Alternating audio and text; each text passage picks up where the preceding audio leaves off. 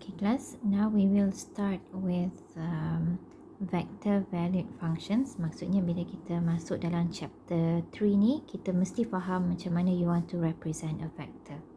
Okay, so representing a vector can be of a plane or a space, meaning a plane in 2-dimensional and a space in 3-dimensional.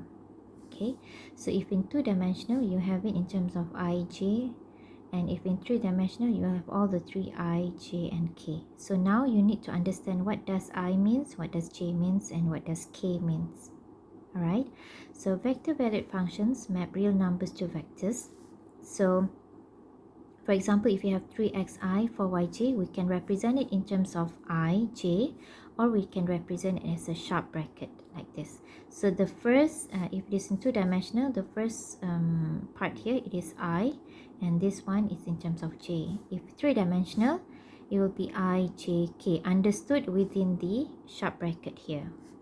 Okay, within this sharp bracket. So kita nak represent vector, it can be in this form or in this form. So katalah now you have 2-dimensional case where the horizontal element we take it as x, vertical element we take it as y, dan katalah kita ada coordinate 2, 1. So in coordinate form we put it as 2, 1. Okay, but if you want to represent it in a vector, this one here, it is known as a position vector jika dikira daripada 0 ni. Maksudnya daripada 0 hingga katalah point P. So this is our vector OP.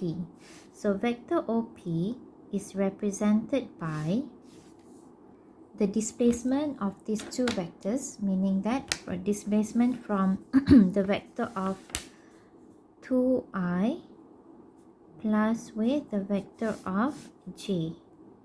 Okay, 2i, I dikira daripada dua coordinate positive x-axis, this is your 2i, dan dari sini ke sini adalah positive direction of y, so this is coordinate j. So 2i plus j will be the displacement of vector OP, di mana dia akan go anti-clockwise. You can see it goes anti-clockwise.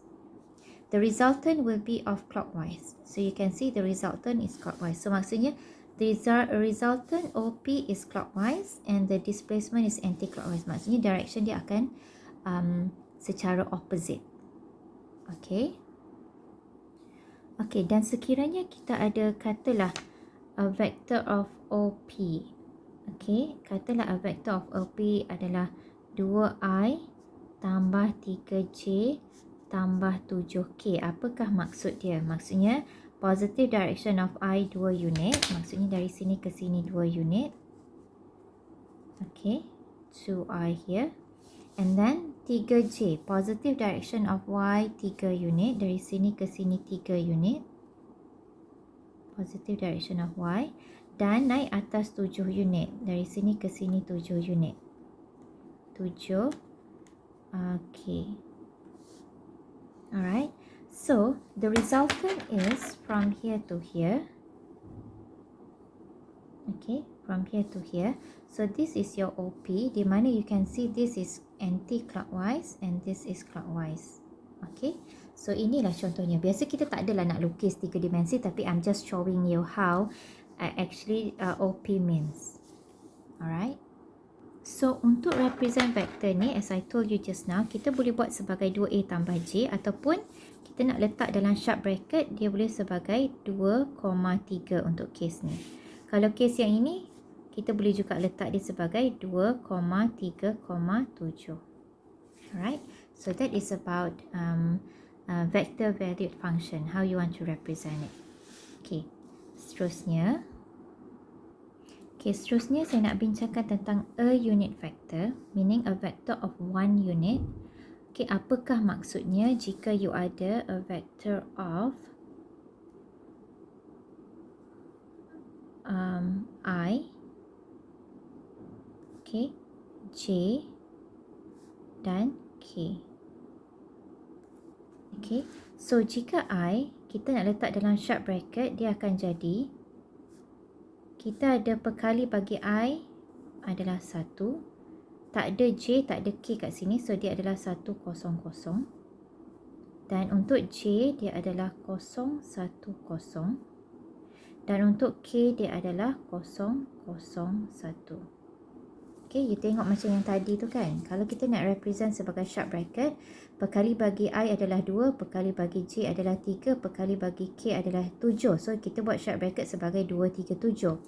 Yang in this case, kita ada perkali bagi I sahaja which is 1. That's how you represent it. So, this is all a unit vector. Alright. So, nak represent dia dekat sini, makanya untuk case yang ini, meaning vector I, okay, for this one, it is represented as of 1 unit. Maksudnya, koordinat dia dekat sini adalah 1, 0, 0. The vector is from here to here. Maksudnya dari sini ke sini. Okay, so this is vector I. Okay, so I hope you are clear there. And then vector J, okay, this particular part adalah selari dengan paksi Y, di mana dari sini ke sini of 1 unit. So, dari sini ke sini, you have it as 0, 1, 0 kalau dalam bracket, kalau dalam koordinat. Dan this is your vector J. Okay, dia punya magnitude adalah 1 unit. Dan vector K yang ini adalah dari sini ke sini of 1 unit, di mana you have 0, 0, 1. You have from here to here 1 unit sahaja. So, this is vector K. Okay, so I hope you are clear about what I'm talking about here, meaning when we talk about a unit vector. Alright, so nanti dalam chapter 3 kita akan deal dengan vector I, vector J dan vector K. So saya nak you faham maksud vector I adalah the vector of 1, 0, 0, J adalah 0, 1, 0 dan K adalah 0, 0, 1. Okay, so this is represented in terms of I, J, K. This is represented as in sharp bracket. Okay, next I'm going to talk about magnitude of a vector. Magnitude tu maksudnya panjang vektor kita. So this is the formula. Magnitude is represented as in this notation. Okay, so contohnya kalaulah saya nak cari magnitude of the vector, katalah vektor saya sekarang adalah 2, 0, negative 1, maka the magnitude of this vector F adalah square root of 2 kuasa 2 tambah 0 kuasa 2 tambah negatif 1 kuasa 2. So in this case, it will be equal to square root of 4 tambah 1. So it will be square root of 5. Alright. So kalau kita nak tengok the magnitude of all these vectors, vector I ni, the magnitude adalah square root of 1 kuasa 2 tambah 0 kuasa 2 tambah 0 kuasa 2. You tengok nilai dia adalah 1. Samalah juga jika vector J and vector K, the magnitude is 1. That's why it is called as a unit vector, a vector of 1 unit. Alright.